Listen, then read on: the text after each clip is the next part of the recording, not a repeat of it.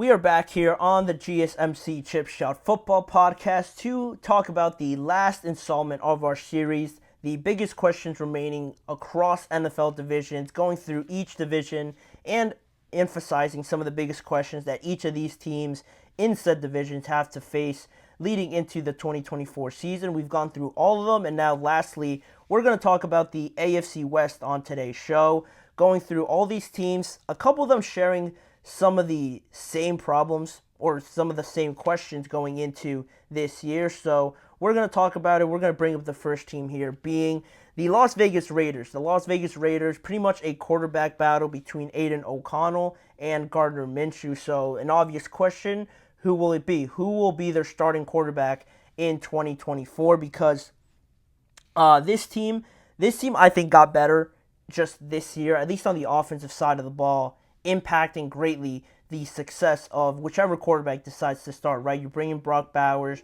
You still have Jacoby Meyer still from a year ago. Devontae Adams, hopefully, in a better spirit just from the way that things ended last year. You hope to make this whole situation a better just environment overall, because you got to keep your best player happy, especially when his position is so dependent on one of these guys to get him the ball. You can't have a situation like last year where you saw it on the Netflix series Receiver, where he got to a point really where he just had enough. He wanted to just get out of there, where sort of what he was saying in that series, just wanted to get out of there because he was taking too many hits. And it was just not a good situation at all. But then obviously Antonio Pierce comes in. He sort of changes the attitude and just the environment around it all. But still, that's all great, but the quarterback position still remains as the most important on the team, and deciding who will, be that lead guy in 2024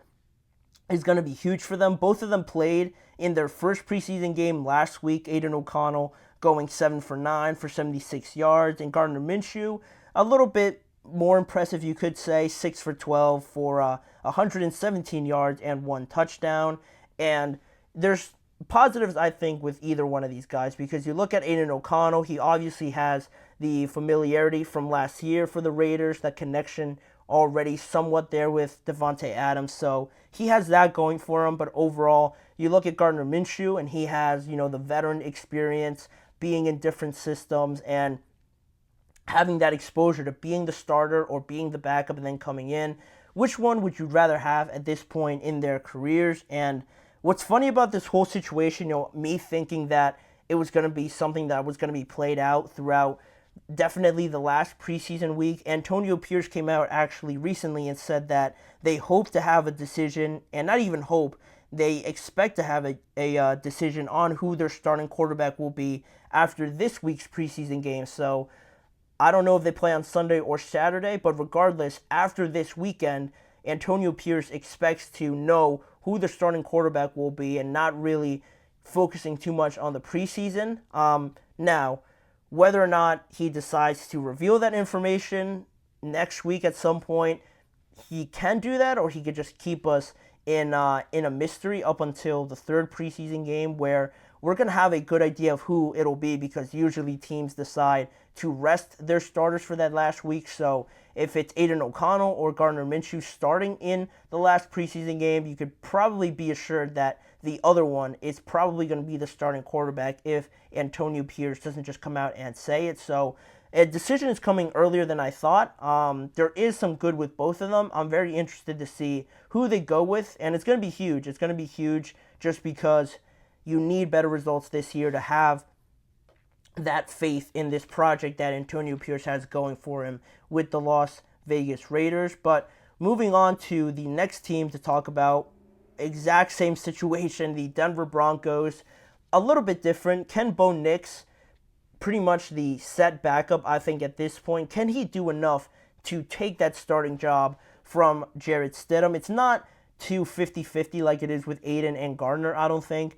Jarrett Stidham finished the year off as the starter last year, and now Bo Nix, obviously being a rookie this year, you're not going to name him to be the starter right away, at least not typically, unless you have a situation like Jaden Daniels or Caleb, obviously. But with Bo Nix, he's a rookie, yeah, but he is a very experienced player in terms of the amount of football that he has already under his belt. He's, I think, basically the same age as Zach Wilson already. His first year, and I think Zach is in year 4 or something like that at least. So different situations. He does have more of a polished look to him, just going back to his first preseason game and looking pretty impressive as well.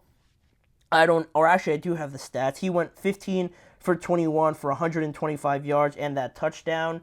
As good of a start to your preseason NFL career overall as you can have. So Bo Nix already starting off on the right foot. Sean Payton has come out and, praised him for some of his tendencies, the mechanics, the throwing ability that he has and that he has shown. And just from watching him in some of the clips, he's pretty athletic, more athletic than I gave him credit for initially when, they drafted him, and how I saw this going and being played out throughout the offseason.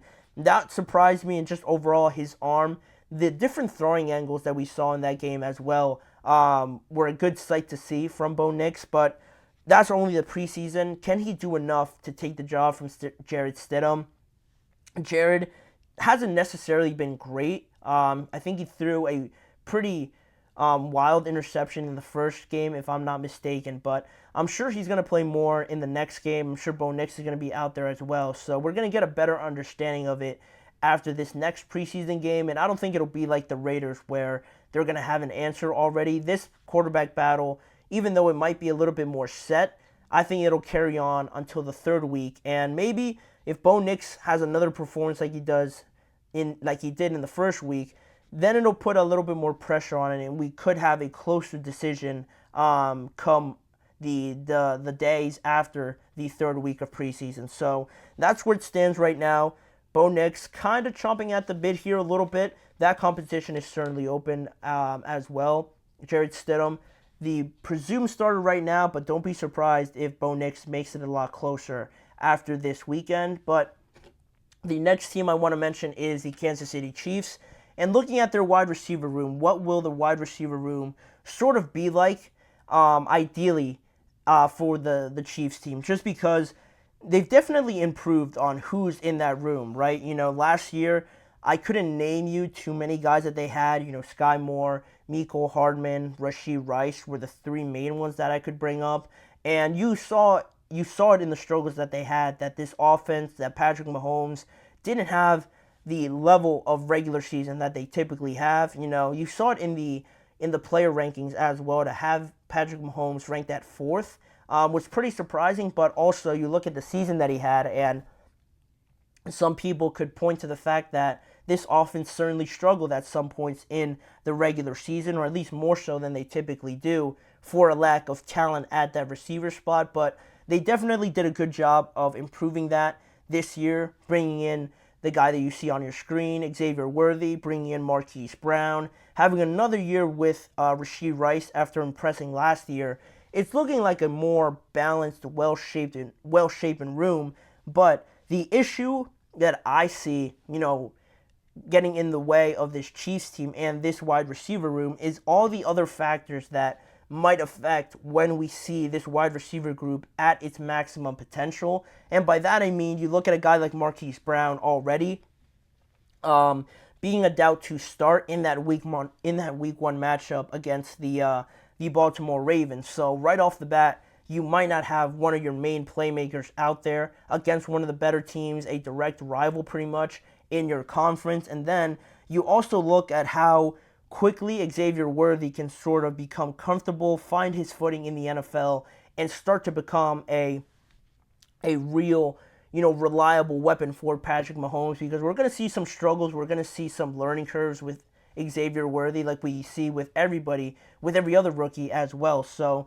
how quickly Xavier Worthy can do that is another factor where you don't really know when you're going to get the maximum potential out of this group. And also, you can't forget about Rashee Rice, because he still has a presumed, potential suspension coming from the NFL for his part in the car accident that happened over the offseason. A pretty severe one, and, playing a part in it, a pretty big part in it.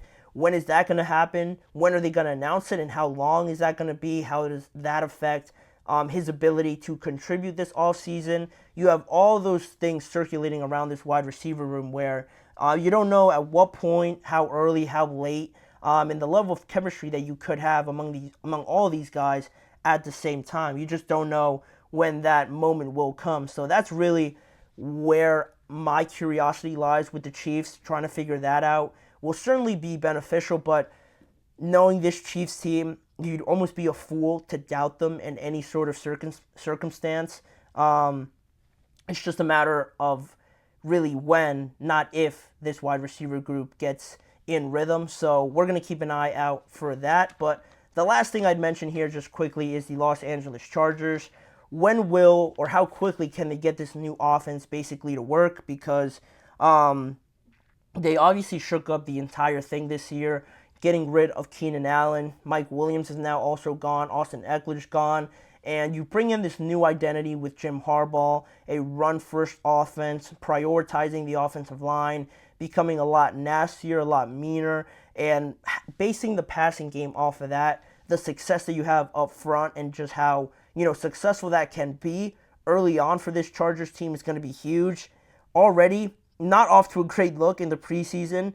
It is only the preseason, but they only put up 3 points, so that's not going to get anybody too excited for how this new offense can look. But it's how they build. It's how they build on it. Obviously, not having Justin Herbert in there, dealing with the foot injury that he suffered, I think a couple of weeks ago now, isn't great. So trying to integrate him back and improving and implying all of your methods and strategies and schemes into this offense, you want to have your starting quarterback out there. So that's a little bit annoying that they don't have him out there, but to try and improve on that and how quickly we can see the results, because I truly believe with Jim Harbaugh leading this new look Los Angeles Chargers team, I think they're going to have results. I know they're going to be successful. That's how much confidence I have in Jim Harbaugh, but it all depends on how quickly, this gets going here, because if it takes like 4-5 weeks, it's going to get a little hot in Los Angeles, a lot hotter than it already is. You're going to have a lot of pressure coming in, and it's not ideally what you want, but how Jim Harbaugh goes around it and how quickly the players buy in and how quickly they, produce out there, it's going to be huge for them. It's going to be huge, and that's the main question I have for the Chargers, and that pretty much does it for the series overall in this last episode of it, talking about the AFC West teams. Jay, hi, how you doing? Welcome to the show. But that'll wrap it up for that segment. And we have one more to talk about when we return after our next break. Just a quick news roundup on some of the bigger stories that I sort of missed this week. Some pretty big ones in terms of injuries, who's starting this preseason week for the Pittsburgh Steelers, and another signing for the Atlanta Falcons in just the last few days. Those are some of the topics we'll talk about when we return just quickly after this short break.